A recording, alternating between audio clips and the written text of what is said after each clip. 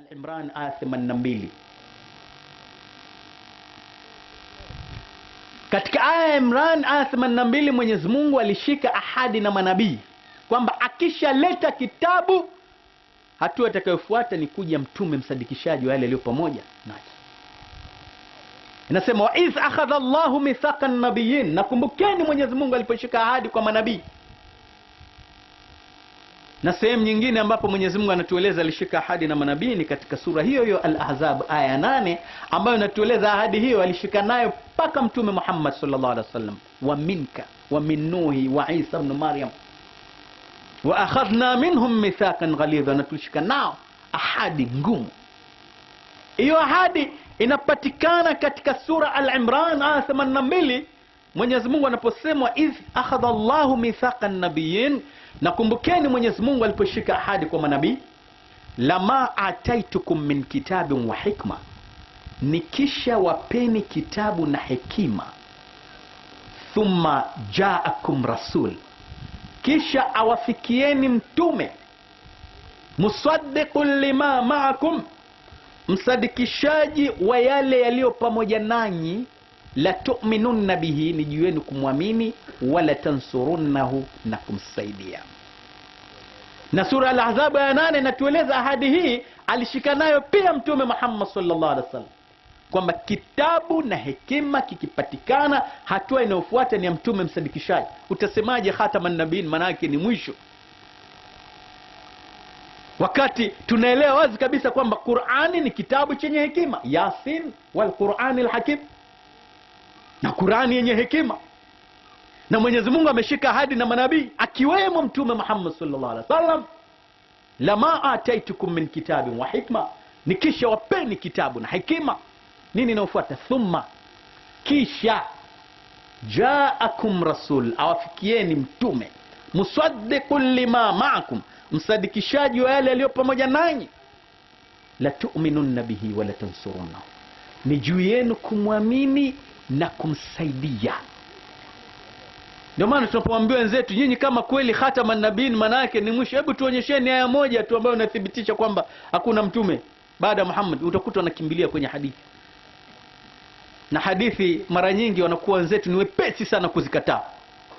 Hizo hadithi dhaifu sijui nani. Ndio maana sisi wote tunapenda sana kuabana kwenye Qur'an, sababu hadithi ni mepesi kusema hiyo dhaifu, wakati anajua kabisa hiyo hadithi katika mizani yake si dhaifu, lakini ana uhuru. Lakini Qur'ani atakupikwepa wapi iseme hiyo Qur'ani ni dhaifu?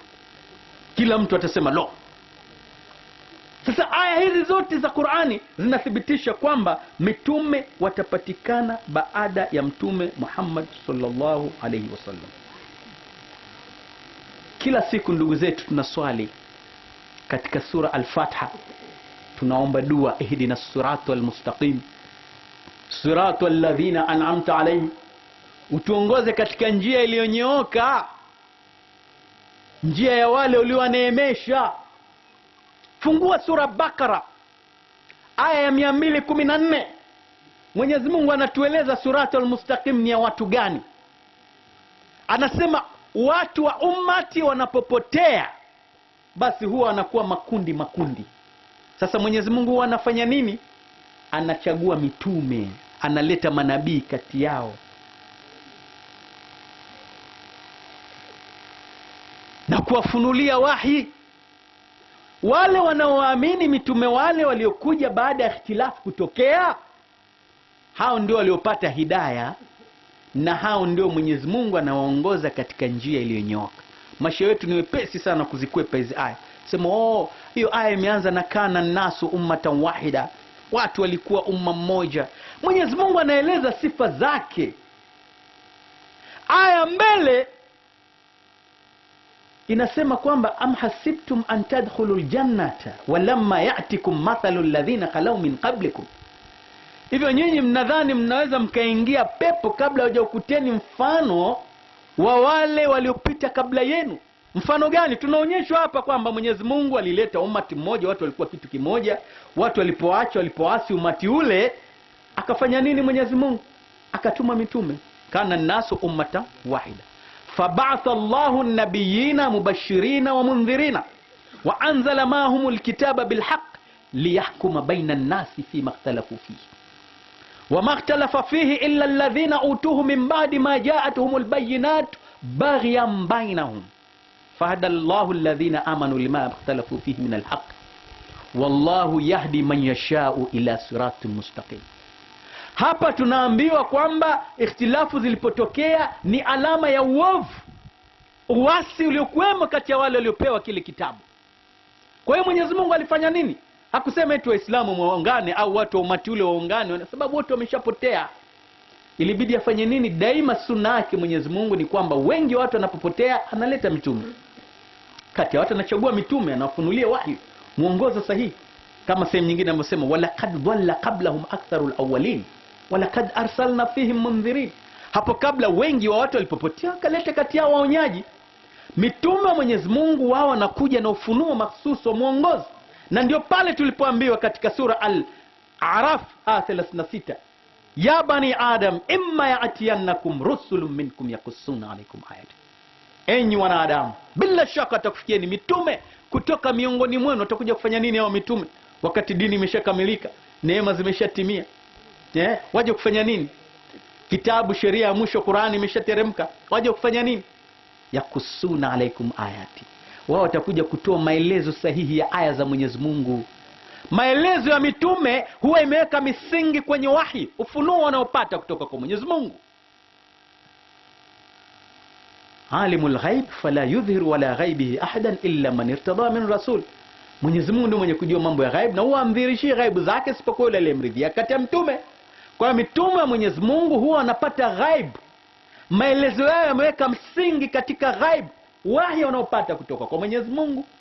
Na ndio ile aya niliyokuelezeni hapo kabla kwamba ma kana Allahu liyadhara almu'minina ala ma antum alayhi hatta yamiza alkhabitha min at-tayyib. Mwenyezi Mungu si mwenye kuacheni waaminio katika hali mlionayo, sio waliokuwa nayo. Antum alayhi, mlionayo, hatta yamiza alkhabitha, mpaka atakapopambanua waovu kati ya wema. Atapambanua namna gani? Ndio mbele anasema wama kana Allahu liyutli'akum ala al-ghaib. Na Mwenyezi Mungu sio mwenye kufunulia ni mambo ya ghaib, sio kila mtu atamfunulia mambo ya ghaib. Walakin Allah yajtabi min rusulihi man yasha, lakini atamchagua kati ya mitume wake amtakaye. Hao ndio atakayofunulia ghaib. Kwa hiyo yakusuna alaikum ayati sio maelezo kama haya mashekhe na nini, hapana. Ni maelezo ambayo yameweka msingi katika ufunuo, wahi watakayokuwa naopata kutoka kwa Mwenyezi Mungu, wa ghaib kutoka kwa Mwenyezi Mungu. Kwa kama Mwenyezi Mungu anasema atatupambanua Waislamu wema na waovu, waaminio wema na waovu, kwa kumchagua mtume atakayemfunulia mambo ya ghaib, alafu kasema khataman nabiin, maana yake ni mwisho, hakuna mtume atakuwa. Hii ni tafsiri ya kupotosha watu. Neno khatam ni muhuri, na Waarabu wanasema fulani ni muhuri wa watu fulani, mradi wake ni kwamba yeye ni mbora wa watu wale, mwenye daraja la juu kabisa. Na neno lolote la Kiarabu asili yake utaikuta kwenye fi'il madhi yake. Fi'il madhi ya neno khatam ni khatama. Tafuta Qur'ani nzima, kila neno lilipotumika khatama, Mwenyezi Mungu ametumia ni kupiga muhuri. Sura Baqara, sura An'am na sura Jathia. Mwenyezi Mungu anasemaje? Khatama Allahu ala qulubihim. Mwenyezi Mungu amepiga muhuri juu ya mioyo yao. Mioyo ya nani? Ya makafiri waliobobea, wenye daraja la juu, ambao waonye wasionye hawawezi kuamini. Mwenyezi Mungu anatumia neno la muhuri kwa watu hao. Utasikia mtu anasema hapo khatama hakuna alifu hapo, ndio maana hapo ni muhuri, lakini huku kwa sababu kuna alif khatam, sasa ndio mwisho. Huku ni kupotosha watu wasiojua lugha, kwa sababu khatam inapokuwa na alif hiyo ni ismu, na kule inapokuwa haina alif hiyo ni fi'l. Sasa maana, toka lini jina na kitendo vikatofautiana maana? Kama unasema chakula, alikula, maana ile ile kutoka kwenye kula.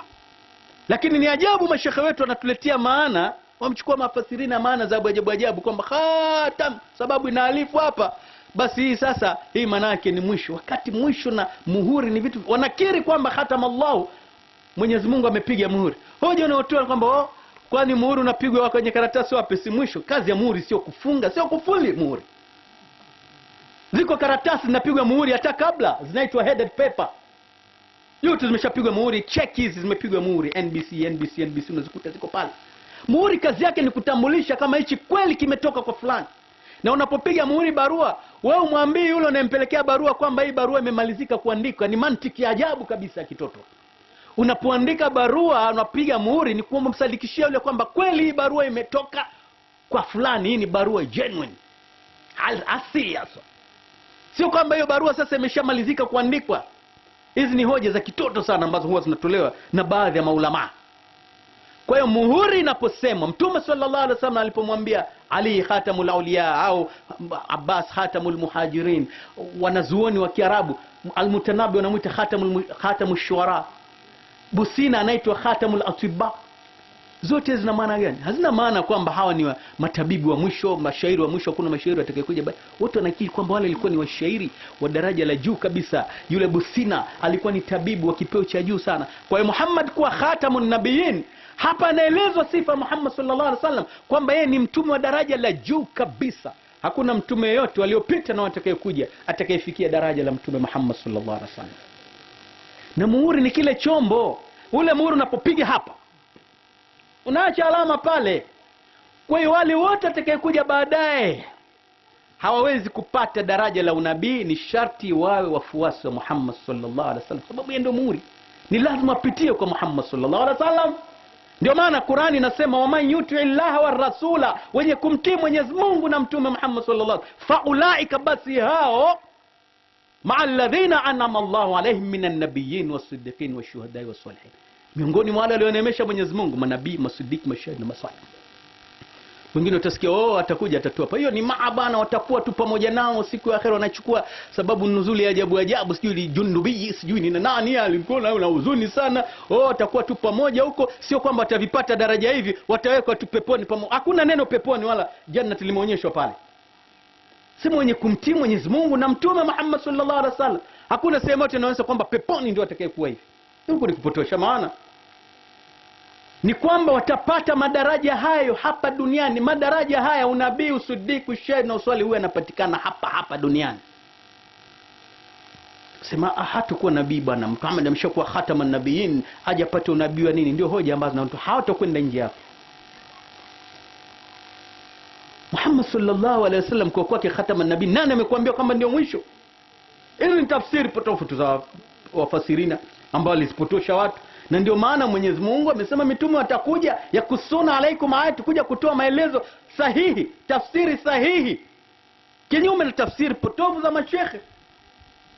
Haya, Mwenyezi Mungu anaeleza, anatoa fatwa juu ya wale watu wanaosema hawapo hakuna mtume atakayekuja. Mwenyezi Mungu anasema walakad ja'akum yusufu min qablu bil bayinat, hapo kabla alikufikieni Yusufu kwa ishara zilizowazi. Wanaambiwa nani? Wayahudi hao. Fama ziltum fi shakkin mimma ja'akum bihim, kadumu kuwa na shaka juu yale aliyokujieni nayo. Nani? Yusuf. Hatta idha halak, mpaka alipofariki Yusuf, mkasema lan yabatha Allahu min ba'dihi rasulan, Mwenyezi Mungu ataleta tena mtume baada yake. Yani Wayahudi pia wakati wa zama za Yusuf walisema kama wanavyosema Waislamu maskini ya Mungu kwamba Mwenyezi Mungu ataleta tena mtume baada ya Yusuf. Sasa Mwenyezi Mungu anatoa fatwa hapa, anasema kadhalika yudhillu Allahu man huwa musrifun murtab. Hii ni harfu tashbih. Kama hivyo, kadhalika, kama hivyo ni nini? Kuna tukio hapa limeelezwa la watu wa Yusuf, Waislamu watakaokuwa na itikadi kama za watu wa Yusuf, na kusema hakuna mtume atakayekuja baada ya Muhammad sallallahu alaihi wasallam. Yudhillu Allah, hawa wako katika dhalala. Mwenyezi Mungu amewapotosha watu hawa, amethibitisha upotevu wao. Sasa unaposimama katika swala unasema ghairil maghdubi alaihim wala dhalin, uniepushe kuelekea katika njia waliokasirikiwa na wale waliopotea. Soma aya hii sura Mu'min aya 35. Mwenyezi Mungu anasema kwamba wale watu wenye itikadi kama za watu wa Yusuf waliosema kwamba Mwenyezi Mungu ataleta tena mtume baada ya Yusuf, yudhillu Allahu man huwa musrifun murtab, ni hao wamepita kiasi na wenye shaka. Mbele anasema kabura maktan inda Allahi wa inda alladhina amanu. Sema itikadi hii ya kusema hakuna mtume atakayekuja inachukiza sana mbele ya Mwenyezi Mungu na mbele ya wale walioamini. Sasa al-maghdubi ndio kabura maktan, ni kuchukiza. Waliokasirikiwa ni nani? Ni wale ambao wamemkasirisha Mwenyezi Mungu. Si Mwenyezi Mungu anatuambia itikadi ya kusema hakuna mtume, sababu utume ni neema. Mungu akakuletea neema, anasema hakuna neema. Aya zote zinathibitisha neema. Kumbukeni wakati wa Yusuf wa Musa, qala Musa liqaumi ya qaumi udhkuru ni'matallahi alaykum idh ja'ala fikum anbiya wa ja'alakum muluka. Enyi watu wangu, Musa aliwaambia watu wake, enyi watu wangu, ikumbukeni neema ya Mwenyezi Mungu kwenu alipokufanyeni manabii na akawafanyeni wafalme. Sasa Waislamu kwa kundi yote 72 ukiacha kundi la Ahmadiyya, itikadi yao wameungana katika kwamba hakuna mtume atakayekuja baada Muhammad sallallahu alaihi wasallam. Mwenyezi Mungu anasema kadhalika yudhillu Allah man huwa musrifun murtab. Sasa ile hadithi ya mtume inayosema umati wangu utagawanyika makundi 73, 72 yote motoni isipokuwa kundi moja. Ile sura ya Bakara ile aya 215 Mwenyezi Mungu anasema am hasibtum an tadkhulul jannata wa lamma ya'tikum mathalul ladhina khalau min qablikum. Hivi mnadhani mtaweza mkaingia peponi kabla huja kufikieni mfano wale waliopita kabla ya? Mfano anaoeleza ni wa nini? Wa mtume na walioamini pamoja naye. Anasema massatuhumul ba'sa wad-dharra, yaliwashika shida na madhara, wazulzilu, na akatikishwa kweli kweli, hata yakula rasul, mpaka akasema mtume, walladhina amanu ma'ahu, na wale walioamini pamoja naye, mata nasrullah, ni lini utakuja msaada wa Mwenyezi Mungu? Ala inna nasrullahi qarib, sikilizeni, hakika msaada wa Mwenyezi Mungu uko karibu. Sasa Mwenyezi Mungu anaeleza pepo kama mnaitaka lazima upatieni mfano wa wale. Mfano anaotoa ni wa mtume na walioamini pamoja naye. Aya ya nyuma yake ya 214 ya Bakara anasema kwamba sunna ya Mwenyezi Mungu ni kwamba walipopotea watu wakawa makundi makundi. Shona kundi ni kwamba watu wameacha mwongozo.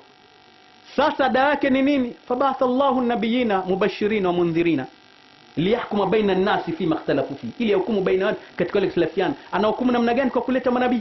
Sasa wewe ukishasema hakuna nabii yoyote wakati ikhtilafu zipo, vupo umetokea ndani ya Uislamu, makundi hapo, ni kwamba wewe hutaki neema Mwenyezi Mungu iji. Unaona unabii kama ni laana, kumbe unabii ni baraka, ni neema kubwa sana Mwenyezi Mungu anasema ndani ya Qur'an. Ndio maana anasema kabura maktan indallah. Wenye itikadi za namna hiyo kama za watu wa Yusuf, basi hiyo ni itikadi ambazo zinamuudhi sana Mwenyezi Mungu. Kwa hiyo unaposimama tuanzia leo, mtakapoenda kuswali, mtakapofika hapa ghairil maghdubi ihdina siratal mustaqim siratal ladhina an'amta alayhim, mkumbuke hii aya sura an-Nisa aya 70, mkumbuke hii sura al-Baqara aya 214 na 215. Muone wazi, naeleza wazi kabisa kwamba inapotokea ikhtilafu, ukiona ikhtilafu nyingi ni upotevu, na Mwenyezi Mungu huwa anafanya nini? Analeta mitume. Alafu unapofika ghairil maghdubi alayhim waladhdallin, utazame sura al-Mu'min, Mwenyezi Mungu anasema wale wenye itikadi kama watu wa Yusuf, cha kusema hakuna mtume, hiyo ni itikadi ya upotovu na inamuudhi sana Mwenyezi Mungu. Sasa leo baada ya kusikia hii, utakapochukuliwa motoni usilaumu, lakini jumuiya moja tu katika madhehebu yote ya Kiislamu ambayo ina itikadi hii kwamba utume ni neema na utaendelea kupatikana, wengine wote wamejua ikhtilafu walizonazo kati yao, lakini wameafikiana kwamba hakuna mtume wote atakayekuja baada Muhammad sallallahu alaihi wasallam. Kwa hiyo ndugu zanguni, tusicheze na moto. Sisi tukazi yetu ni kufisha, ma alaina illa albalaghul mubin, hatumlazimishi mtu. Sasa wenyewe shauri yenu, msije mkatulaumu kutufikishia. Sisi tutasema tulifikisha.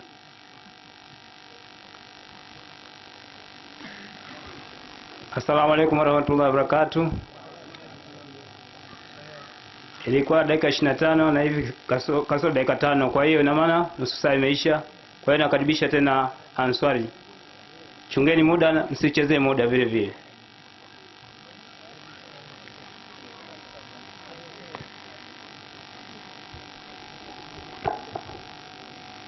Assalamu alaikum warahmatullahi wabarakatuh. Alhamdulillahi rabbil alamin, wal aqibatu lil muttaqin, wala udwana illa ala adh-dhalimin. Wassalatu wassalamu ala ashrafil anbiya'i wal mursalin, nabiyyina Muhammadin sallallahu alaihi wasallam wa ala alihi wa ashabihi ajma'in, wa ba'd. Ndugu zangu Waislamu, Nabiyullah Adam alayhi salam alipoambiwa ni Mwenyezi Mungu Subhanahu wa Ta'ala, uskun anta wa zawjuka aljanna, kaa wewe na mke wako peponi hapa kwenye bustani hapa, wakulu minha haithu shi'tuma ragadan, kuleni na kunyweni kwa upana. Wala takraba hadhi shajara, msikurubie mti huu, fatakuna min adh-dhalimin, mtakuwa ni katika wenye makosa. Kazi kubwa alifanya Ibilisi. Ibilisi alikwenda kuwapa nasaha. Aliwaambia sasa, mimi ni katika wenye kuwanasihi nyinyi. Kwa sababu gani? Kitu gani Mungu amewazuia msile mti? Ni kwamba mkila mti huu hamtakufa milele, mtakuwa wafalme, mtakuwa hivi. Akawanasihi. Lakini ilikuwa Ibilisi akiwapa nasaha kwa madai yake. Wakala, alafu ikawa ni ugomvi. Lakini tutasema hivi, Sheikh ametoa nasaha nyingi sana. Turudi pale pale Qur'ani, turudi pale pale kwamba Qur'ani imeshuka kwa lugha ya Kiarabu, na waloshushiwa mwanzo ni Waarabu. Tunataka hatutake ni hivyo. Wao walifahamu mwanzo kuliko sisi. Kabla sija kwenda mbali, amegusia aya hapa mbili. Ya kwanza anasema kwamba Mwenyezi Mungu anasema khatamallahu ala qulubihim wa ala sam'ihim wa ala absarihim ghishawatan. Katika masomo ya lugha ya Kiarabu, ghishawatan ni mafuulu bihi muakhar, ni mafuulu ambayo imechelewa. Ilikuwa ni kwamba khatamallahu ghishawatan ala qulubihim ala absarihim, ilikuwa ije hivyo, lakini imechelewa ikaitwa kwamba katika jumla ya fi'l na fa'ili hii imekuwa ni habari ya khatama, alafu kwamba nini ni mafuulu ambayo imechelewa. Kwa hiyo utakuta Mwenyezi Mungu amefunga khatama, amefunga Mwenyezi Mungu Subhanahu wa Ta'ala ala qulubihim, juu ya nyoyo zao, wa ala sam'ihim, na juu ya masikio yao, wa ala absarihim, na juu ya macho yao. Kafunga nini? Ghishawatan, kifiniko.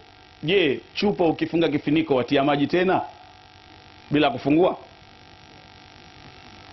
Kwa hiyo mkhatama maana yake ni kufunga. Moja. Kitabu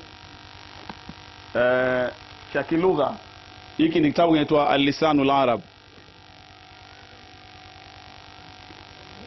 Lisanul Arab ni kitabu cha kuzungumzia lugha, hakizungumzii sheria yoyote zaidi ya kuzungumzia lugha, na ni cha Waarabu na kimezungumza lugha ya Kiarabu. Neno khatama kasemaje? Sikilizeni.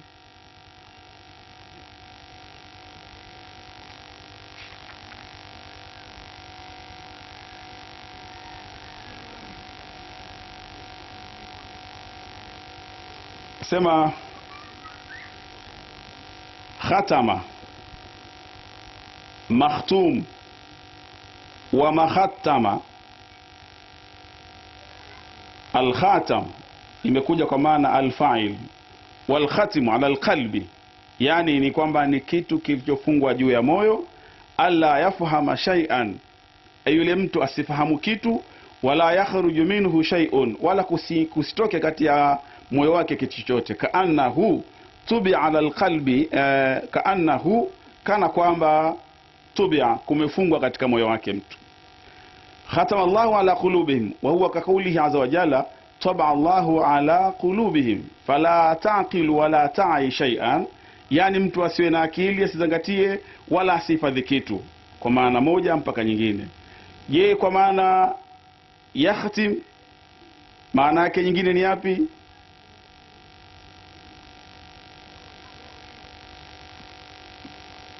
Qala Abu Ishaq maana khatama. Abu Ishaq ni Mwarabu, mwanachuoni. Maana khatama wa tabaa, na maana tabaa fi lughati, katika lugha wahida, ina maana moja. Wa huwa at-taghtiya ala shay'in, ni kufinika juu ya kitu, wal istikthaqu, na kukifunga, min alla yadkhulahu shay'un, kusiingie ndani ya kitu hicho chochote, ndio maana ya khatam.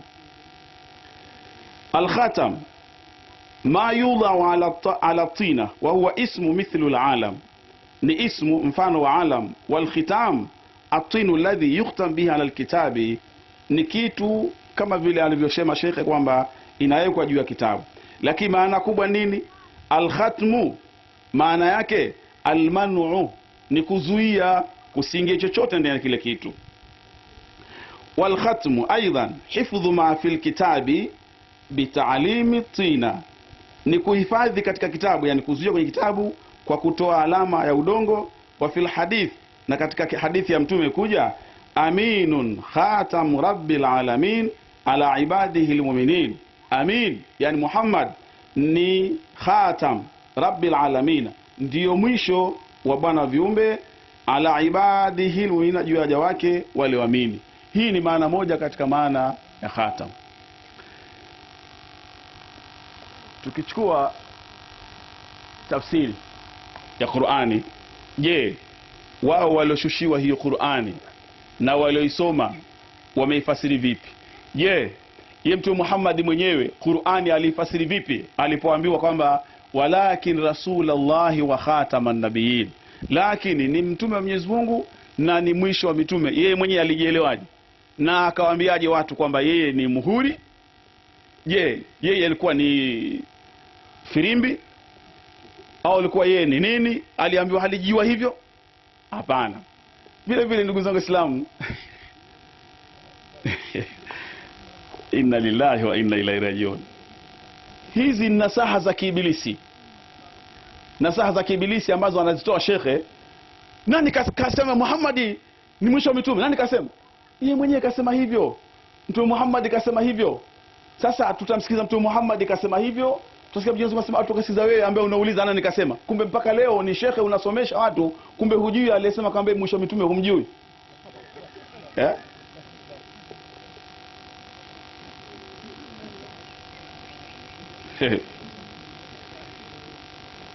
أخرج عبد ابن حميد عن الحسن في قوله وخاتم النبيين. ametoa huyu Abd ibn Humaid anil Hasan fi katika neno lake Mwenyezi Mungu asema khatama nabiyyin, qala khatama Allahu an-nabiyyin yani bi Muhammadin wa kana akhiru man bu'itha, wa kana akhiru man bu'itha. Yani maana ya khatama nabiyina, Mwenyezi Mungu amefunga juu ya mitume kwa Muhammadi, akawa Muhammadi ni wa mwisho katika walio pelekwa, mambuitha. Hivi ndivyo alivyofasiri mwanachuoni Abd bin Humaid bin Hasan kaulihi. Vile vile wa akhraj Ahmad wa Muslim an Abi Sa'id al-Khudri radiyallahu anhu. Abu Sa'id al-Khudri alipokea hadithi hii kwa mtume, qala, mtume akasema mathali wa mathalu nabiyin, mfano wangu mimi na mfano wa mitume aliopita, kama mathali rajulin bana dara, ni kama mfano wa mtu ambaye kajenga nyumba, fa atammaha, akaitimiza ile nyumba, illa labinatan wahida, ila tofali moja tu, fajitu ana, nikaja mimi, fa atmamtu dhalika allabina, nikatimiza lile jengo pale lilobakia. Ni mfano wa mtu kajenga nyumba, ile nyumba imebadilika bakia jengo tundu moja, tofali moja. Sasa mtume anasema nikaja mimi nikaziba ile tundu pale, kwa ingia tofali jingine. Je, mtume kajifahamu ni pete hapa? Kajifahamu ni muhuri yeye? Hapana, kajifahamu kama ndio mwisho wa mitume. Akhraj al-Bukhari wa Muslim wa Tirmidhi wa Ibn Abi Hatim wa Ibn Mardawayhi an Jabir radhiyallahu anhu qala, Jabir ni sahaba, kamsikia mtume anasema qala Rasulullah sallama mathali wa mathalul anbiya'i, mfano wangu mimi na mfano wa mitume wote, kama mathali rajulin, ni kama mfano wa mtu ibtana daran, kajenga nyumba, fa akmalaha, akaikamilisha, wa ahsanaha, akaifanya nzuri ile nyumba, illa mawdhi'a labini, ila mahali pa jengo moja, tofali moja, fakana man dakhalaha, akawa mwenye kuingia kwenye ile nyumba, fanadhara ilaiha, akiangalia ile nyumba, qala, anasema ma ahsana, nyumba ni nzuri sana, illa mawdhi'a labina, ila ile jengo tofali moja tu. Watu wanasema fa ana mawdhi'u labina, mimi ndio mahali pa lile jengo lile tofali. Fakhatama bia, fakhutima bia al-anbiya'u, mitume wakaishilizwa kwangu mimi. Mtume Muhammad alifahamu kwamba ni wa nani? Ni wa mwisho. si mtume atakayekuja kutoka Maganyakulu, kutoka watoaje kule Kisauni, hapana. Hii kwa ufupilizo ndugu zangu Waislamu ni tafsiri ya Mtume Muhammad kueleza khataman nabiyina, kwamba mwisho wa mitume ni matafsiri yake ni nini, kwamba je ni mwisho wa mitume vipi, ni muhuri yeye atafsiri hivyo. Hadithi ya tatu ndugu zangu Waislamu, mtume anasema kwa hadithi alipokea Ubay bin Ka'b radhiyallahu anhu ani nabii qal mathali fi nabiyina, mfano wangu mimi katika mitume kama thali rajulin bana daran, ni kama mfano mtu kajenga nyumba fa ahsanaha, akaifanya nzuri ile nyumba yake, wa akmalaha, akaikamilisha, wa ajmalaha, akaitia marembo, wa taraka fiha mawdhi'a labina, akaacha mahali pa tofali moja, thumma lam yalaha, akuliweka tofali moja lile, faja'ala an-nasu yatufun, wakawa watu wanazunguruka ile nyumba bilbuniani, kwenye ile nyumba, wayajabuna minhu, wanastaajabu na kufurahi kwenye nyumba ile, wayakulu, wanasema lau tamma mawdhi'a hadhihi labina, lau mwenye nyumba hii angetimiza mahali pa tofali moja hili. Sasa mtume anasema fa ana, mimi fi nabiyina, katika mitume, mawdhi'a tilka labin, ni mahali pale tofali moja, nimekuja kuziba lile jengo moja tofali moja kwenye nyumba, kwamba nyumba haingii tena matofali mengine, mimi ni wa mwisho. Hii ni tafsiri ad-Durrul Manthur katika tafsiri ya Ma'thur. Ndugu zangu Waislamu, hivi ni vilivyo. Jingine ni kwamba unaweza ukajiingiza katika majanga makubwa, alafu bahati nzuri ukashindwa kutoka. Sasa ikawa unang'ang'ana lazima uwe hivyo hivyo. Hivi sio binadamu. Binadamu ni mwenye kukosea na kutubia. Nafasi Mwenyezi Mungu ameweka hiyo. Utume hauchumwi kama mali ndugu zangu Waislamu, kwamba mtu afanye kazi ili apate kuwa mtume. Amesema hapa kwamba Mwenyezi Mungu asema kwamba waman yuti ilaha wa rasula, mwenye kumtii Mungu na mtume, fa ulaika ma'al ladhina an'ama Allahu alayhim minan nabiyina wasiddiqina washuhada'i wasalihin. Hivyo sivyo kwamba ufanye kazi alafu uwe mtume, uswali sana uwe mtume, ufungie sana uwe mtume, uende hija sana uende mtume. Mwenyezi Mungu hakupanga hivyo. Yu'til hikmata man yasha, Mwenyezi Mungu anampa utume amtakaye. Wa yu'tal hikmata faqad utiya khairan kathira, anayepewa utume kapewa khairi nyingi. Nani atamtangaza kwamba ni mtume huyu? Nani atamtangaza? Na kwa nini Mwenyezi Mungu atemsha aya hiyo? Ni baada ya kudai Makuraishi kwamba mbona utume kapewa Muhammad yatima masikini, mbona kapewa utume? Tunasema hapana, anampa utume Mwenyezi Mungu mwenyewe amtakaye. Lakini utume si kwamba wewe ukae ulale usiku kucha kuswali alafu asubuhi wewe mtume. Hapana, hivyo haiji. Isipokuwa hodari kijana huyo amekinga asema, unaona watakuja hapa watasema hivi, wasema hivi, watakia nini? Wewe sema yako malize, ukija tutasema yetu malize. Mbona unasema yale yetu yasema wewe? Nasema hivi haitakuwa sababu, nitasema hivi. Kuna bwana mmoja alihuzunika mbele ya mtume, alihuzunika sana, akahuzunika kweli kweli. Mtume kwamba una nini wewe kijana? Sasa bwana, mimi nafikiria bwana, mimi na wewe bwana, urafiki wetu ni hivi tukiwa duniani, lakini ukifa mimi urafiki wetu utakuwa hakupo tena. Pepo utakaingia wewe, mimi sitaingia pepo hii, atakutana. Sasa nahuzunika. Mtume akala kujibu hana.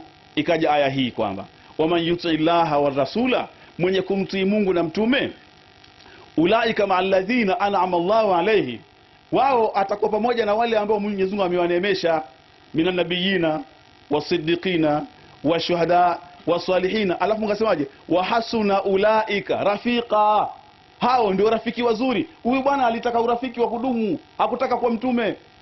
Hakumwambia mtume nifanye mpaka niwe nabii mimi, hapana. Alimwambia nifanyeje mpaka tuwe marafiki wa kudumu. Sasa kilichozangazwa hapa ni urafiki wa kudumu. Hakuna sahaba hata mmoja alikwenda kwa mtume akamwambia mimi nataka na mimi mtume, je nichague nifanye nini? Au nataka niwe hiyo? Hapana. Utume ndugu zangu Waislamu hauchumwi kama vile unavyochuma nini mali, kwamba uchume mali kusudi upate kuwa mtume au fanya hivi. Hivyo sivyo ndugu zangu. Je, amesema walakinna ni istidrak. Nani kakataa? Kila mmoja anakubali hivyo kwamba lakina ni alfu istidrak. Kwa nini kwa istidrak? Istidrak nini maana yake? Maana yake ni kuunga maneno yaliyopungua. Maneno yapungua kwamba makana Muhammadun aba ahadi min rijalikum, yani Muhammad hakuwa ni baba wa mtu yoyote katika waume zenu. Je, atakuwa nani kama hivyo? Lakinna Rasulullah wa khataman nabiyina, ni mtume wa Mwenyezi Mungu na ni mwisho wa mitume. Je, wafasiri kama Sheikh Al-Qurtubi mfasiri wa kitabu chake Al-Jami'ul Ahkam Al-Quran mujalladi wa 13 na wa 14 anasema kwamba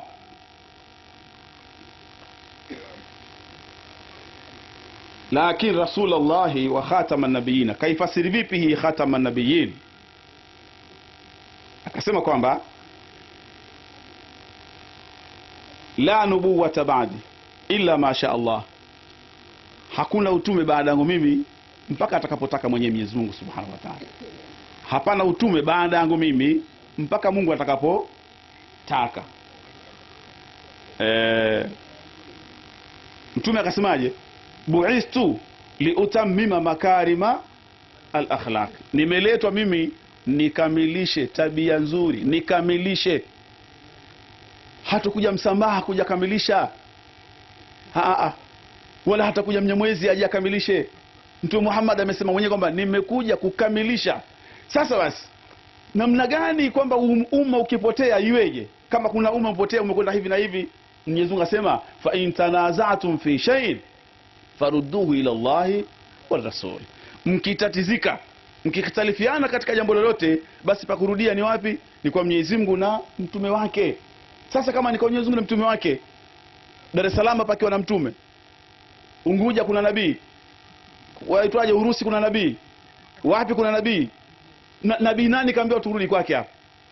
Nani kaambiwa turudi kwake? Hitoka si kweli, kwamba si kweli kabisa kwamba utume unaendelea. Ndugu zangu Waislamu, ama ndugu zangu Waislamu, nasaha. Ibilisi alitoa nasaha kwa Nabii Adam nzuri kabisa. Nabii Adamu nasaha kazikubali. Matokeo yake yalikuwa nini? Ni kuangamia. Akatoka kwenye bustani ile, akaja duniani, akafanya alivyofanya, lakini ni kwamba alifanya makosa. Akatubia kwa Mola wake. Lakini baada kupokea nasaha kwa Ibilisi, nasaha nzuri, maneno mazuri. Ndivyo ilivyo ndugu zangu Waislamu. Ama aliposema kwamba Mwenyezi Mungu Subhanahu wa Ta'ala amesema kwamba hawezi kuwaacha Waislamu au wanadamu mpaka katika vile walivyo, mpaka apambanue katika kizuri na kibaya. Hivyo tukubali. Kapambanuaje kizuri na kibaya? Si katika Qur'ani tayari. Qur'ani ipo. Yasoma Qur'ani, kuna waliojua kwa nyuma na watu wanajua. Huyo mpaka aliyekuja gundua kwamba kuna unabii ndani ya Qur'ani, si kasoma Qur'ani. Sasa atuache na sisi tusome tugundue unabii unani. Lakini tunasema kwamba Qur'ani ipo, na ukisoma Qur'ani tu ni kwamba utafahamu kwamba kizuri ni kipi na kibaya ni kipi. Haya, tokea wa unabii ufanywe, umisi wazidi wapungua. Amechukua watu wagani nabii kwa umisi ulioko? Kama ni kweli kama nabii yupo, na nabii gani huyo ambaye nabii yupo lakini hana uwezo kutoka Mwenyezi Mungu Subhanahu wa Ta'ala?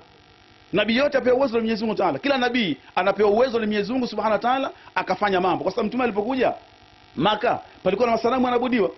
Mwenyezi Mungu akampa uwezo, akaja akayavunja masanamu, akaang'oa masanamu, akashika nchi. Sasa nabii huyu kila siku umisi wazidi, na nabii yupo, kazi yake nini? Na kila siku watu wanakwenda uchi, kazi yake nabii huyu nini? Ndugu zangu Waislamu, tumcheni Mwenyezi Mungu Subhanahu wa Ta'ala. Tusifanye mchezo na dini ya Mwenyezi Mungu Subhanahu wa Ta'ala, kujipa cheo mtu ambacho si chake. Na leo ndugu zangu Waislamu, huyu shekhe tukimwambia leo ndio nabii wetu, yeye hatakubali huyu. Tukimwambia bwana basi tuanzia leo wewe ndio nabii wetu, atakataa. Kwa nini ukataa na kumbe unabii waendelee? Au kwa nini wewe usije ukasema mimi ndio nabii wenu? Nini ndugu zangu Waislamu, ni kwamba ni kudanganya watu, ni kuambia watu maneno ambayo hayapo.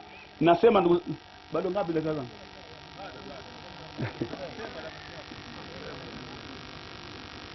Vile vile ndugu zangu Waislamu,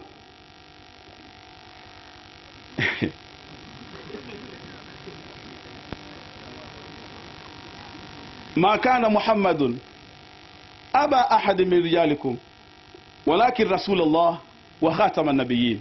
Hakuwa Muhammadi ni baba wa mume yoyote katika nyinyi, lakini ni mtume wa Mwenyezi Mungu na ni mwisho wa mitume.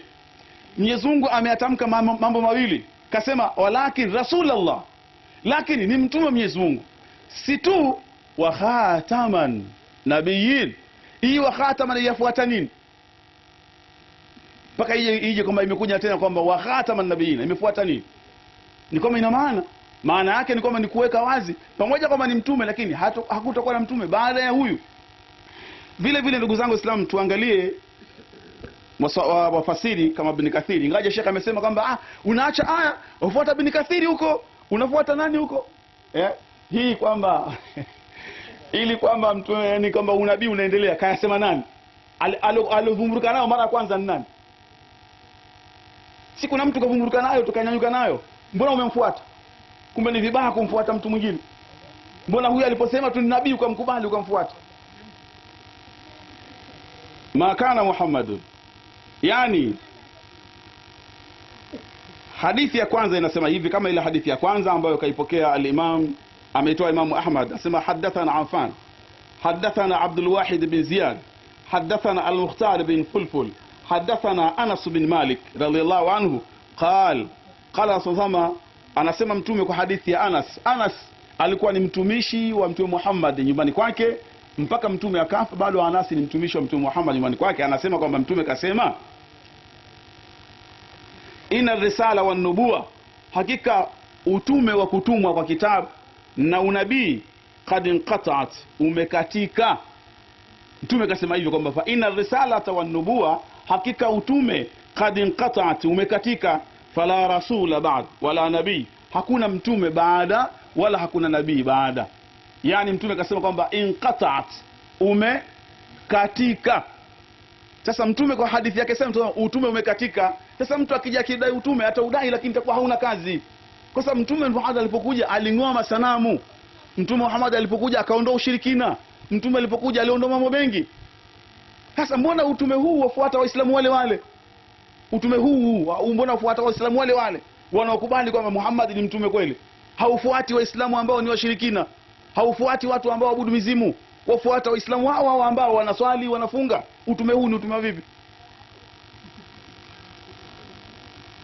Vile vile ndugu zangu Islamu, hadithi nyingine yasema kwamba قال أبو داود حدثنا سليم بن حيان عن سعيد بن ميناء عن جابر بن عبد الله رضي الله عنه قال صلى الله عليه وسلم, kwa hadithi kama ile ambayo nimeitanguliza mwanzo aliposema kwamba mfano wangu mimi na mfano kama mfano wa mtu ambaye amejenga jengo, zinafanana hizo hadithi, na mafasiri wote wamezitumia hadithi hizo. Hawa ni fasiri watatu mbalimbali, 1 2 3, ni wafasiri ambao ni wanafahamika vile kwamba kila mtafasiri wa Qur'ani kwenye khataman nabiyyin amesema kwamba ni mwisho wa mitume. Ama hii kusema kwamba ni muhuri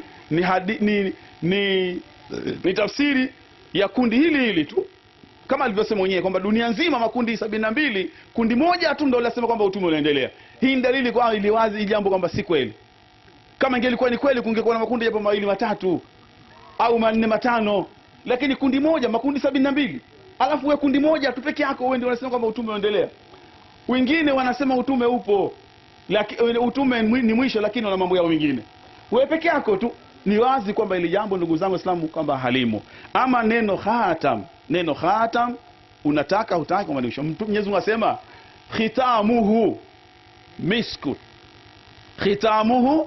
miskun, kile kinywaji ambacho kiko peponi, mwisho kabisa kwenye harufu yake ya mwisho kuna harufu ya miski. Mwisho khitamuhu miskun, yani mwisho kabisa wa harufu yake ina miski. Kwa hiyo utakuta ukishasikia harufu ya miski kuna nini tena? Kuna harufu ya marashi mingine. Kwa khitamu maana yake nini? Ni mwisho ndugu zangu Islamu, hakuna tafsiri nyingine. Ila atajitahidi ni hivi, naona hivi. Hiyo Waislamu isiwatishe. Ni jitihadi yake na namna yake. Bado dakika ngapi zangu? Na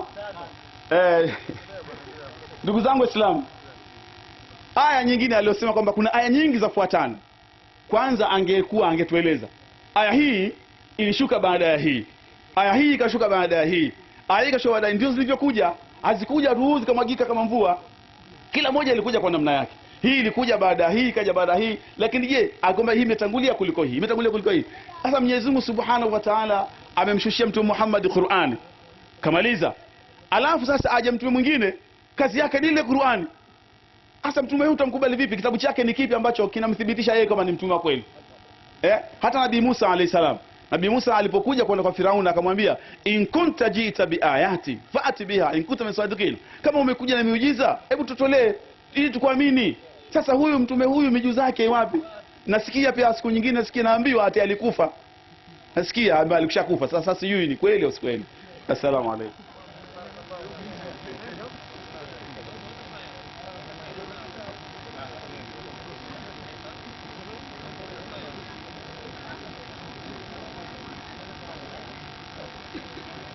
Assalamu alaikum warahmatullahi wabarakatuh. Inafuatia dakika 20 kama kawaida kujenga tena hoja kwa Ahmadiyya.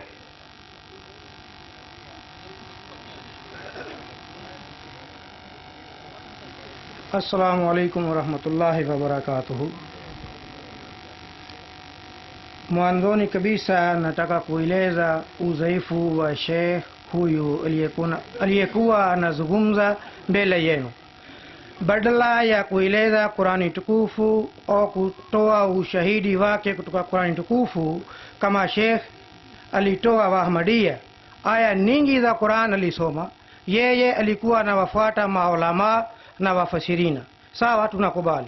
Tunatoa ushahidi kutoka Qur'an tena na maulama vingine wanasemaje, sikilizeni. Lakini kabla yake nataka kueleza wazi kwamba utume wa namna mbili unapatikana duniani, mwanzoni wa dunia hii mpaka mwisho wa dunia hii.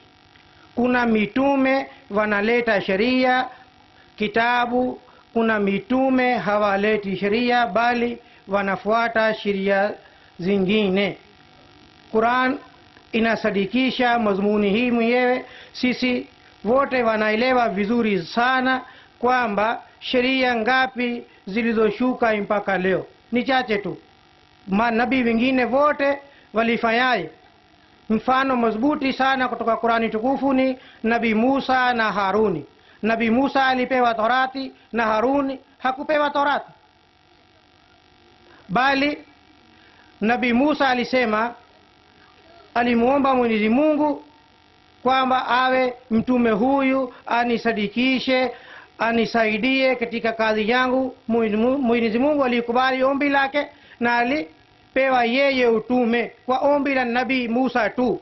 Lakini tunapoona kazi yote alizofanya alifanya Nabii Musa alayhisalam mwenyewe, hususan walipoingia kwenye mbele ya Firaun. Nani alizungumza? Nabii Musa tu. Nabii Harun alikaa kimya. Mwenyezi Mungu alikubali ombi tu, lakini alithibitisha kwamba mimi namchagua mtu yule anaweza kufikisha ujumbe wangu. Hii ni madhumuni lingine, sitaki kuingia zaidi ndani yake, isipokuwa nasema hivi tu, kuna mitume wa namna mbili unaendelea mpaka leo, yani mpaka Qur'ani tukufu. Sisi tunazungumza kuhusu mitume bila sheria kutoka katika wafuasi wa mtume mtukufu sallallahu alaihi wasallama, kutokana na Qur'ani tukufu. Qur'an inasema ama manabii wengine walikuwa wanachaguliwa moja pamoja, lakini mtume huyu mtukufu sallallahu alaihi wasallam kwa kumfuata huyu mtapewa vio vinne: manabii, as-siddiq, ash-shahid, as-salihin wa hasuna ulaika rafika. Warafiki namna gani? Yani watakuwa pamoja nao, hawatakuwa miongoni wao. Neno maa wanajaribu kuwadanganya watu kwamba maana yake ni pamoja, lakini neno maa linatumika katika Qur'an katika kwa maana ya min pia, ama Iblis. Mwenyezi Mungu amesema mara mbili katika Qur'an, aba an yakuna ma'as sajidin, alikataa awe pamoja na wale wanamsujudu Adam. Pengine anasema lam yakun minas sajidin, hakukuwa miongoni wa wanaosujudu. Yani maana ya maa ni min linatumika katika Qur'an wazi. Katika aya hii kwa muhtasari, Mwenyezi Mungu ameeleza vio vinne kwa kumfuata mtume sallallahu alaihi wasallam. Hizi ni baraka zake kumfuata mtume huyu mtukufu sallallahu alaihi wasallam. Kama hakuna nabii katika aya hii ni vio vinne, sio moja tu nabii tu. Tunakataa nabii hamna, basi tayari vio vinne: nabii, siddiq, shahid, saleh. Hawezi mtu yote kueleza kwamba usiddiq au siddiq atapatikana katika umma hii isipokuwa kuelekea kwenye aya hii tu. Inaeleza manabii watakuwa, masidiki, mashahidi, na cheo cha mwisho ni wasalihin. Kama hatakuwa Saleh, umma huu ni umma wa aina gani? Kuntum khaira ummatin, Qur'ani inasema ni mbora. Bora wa namna gani? Hata hakuna ndani yake mtu mmoja awe Saleh. Saleh ni cheo chini kabisa cha wema, juu yake ni shahid, juu yake ni siddiq. Tunamkubali Hazrat Abubakar Siddiq radhiyallahu ta'ala anhu alikuwa siddiq. Kwa hoja gani?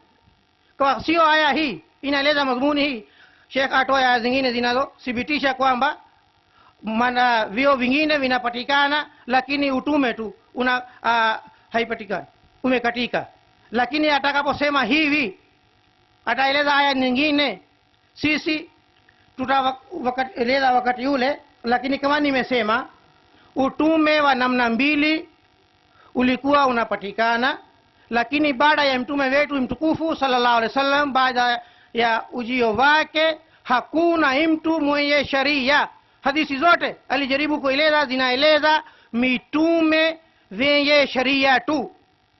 Kama anakataa, anasema mnaweza kusoma mbele yake majina ya maulama wakubwa walioeleza kabla ya Sheikh huyu kwamba utume umekatika ya sheria tu, utume wa sheria tu umekatika kwa mtume sallallahu alaihi wasallam. Ama utume bila sheria unapatikana mpaka siku ya Kiyama. Hapa maana ya khatim alikuwa anashangaa sana, lakini mwenyewe alisoma hadithi ndani yake.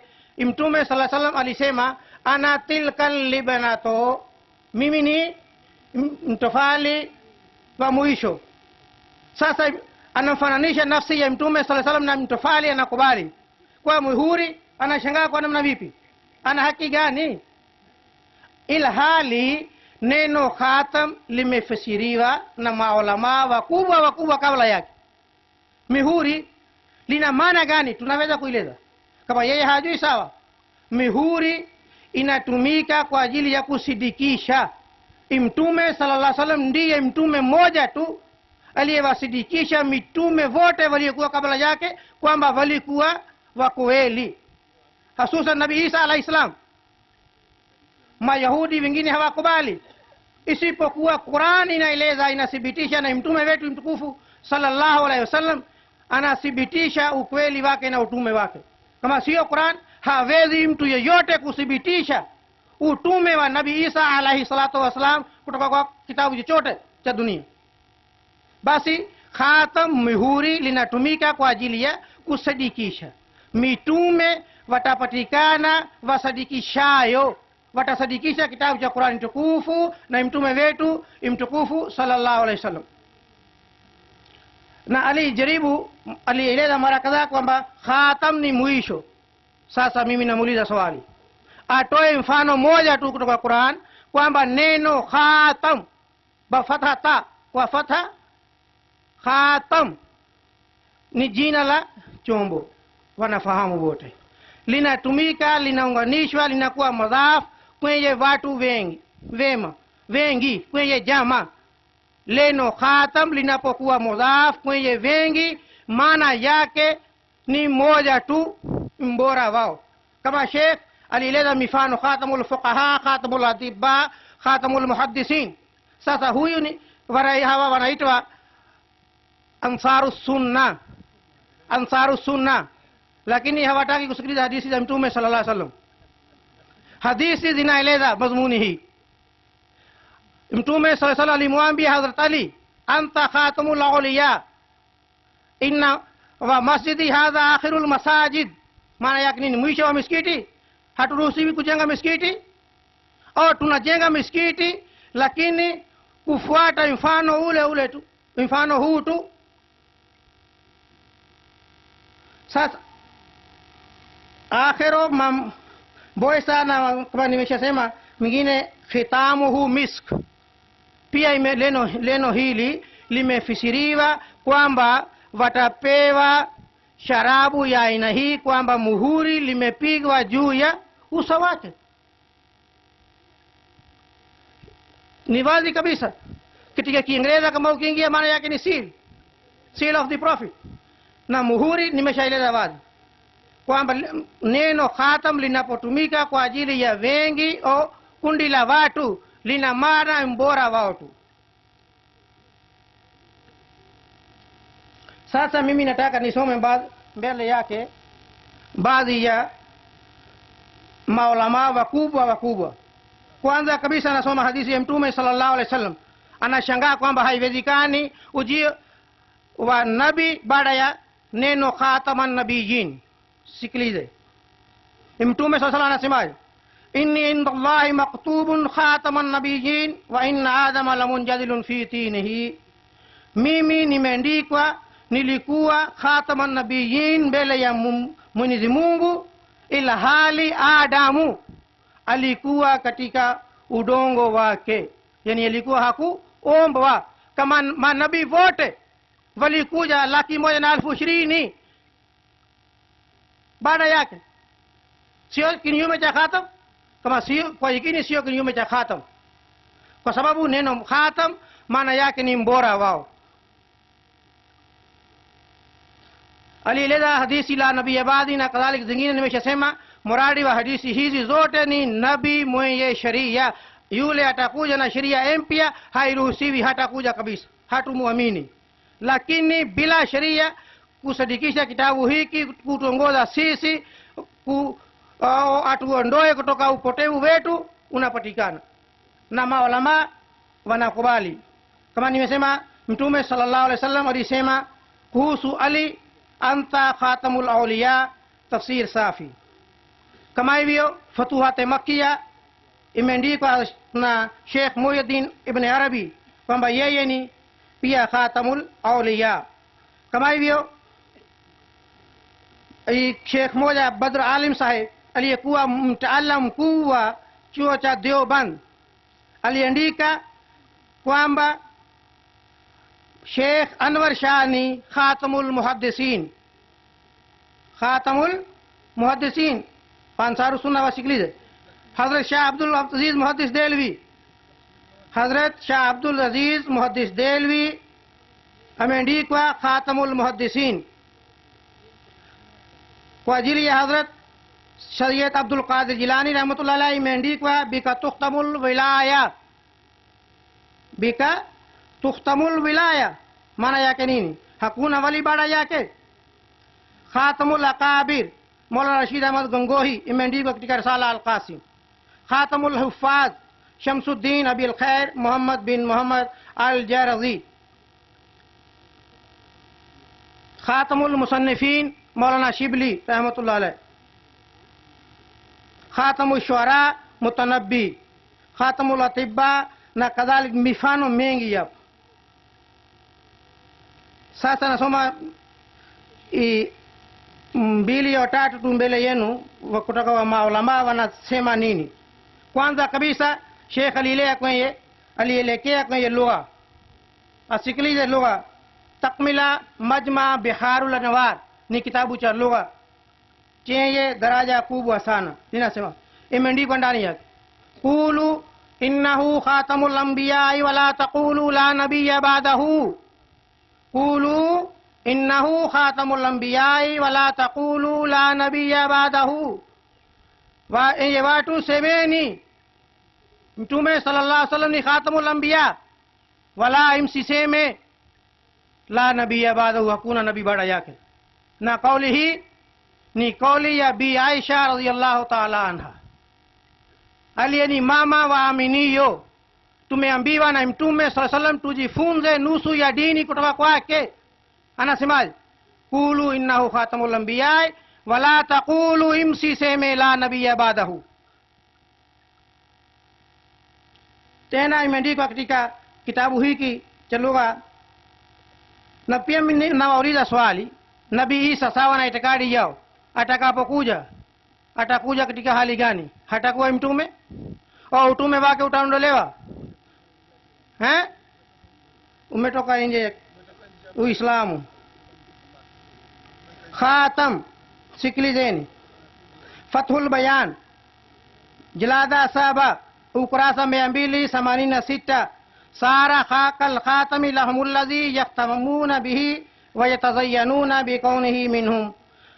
yani mtume tukufu sallallahu alaihi wasallam ni pete wa manabii, yani manabii yao. Hafla ya manabii inapendeza kwa sababu yake tu, yani kama hakuna mtume wetu mtukufu sallallahu alaihi wasallam katika hafla ya manabii, hafla yao haipendezi.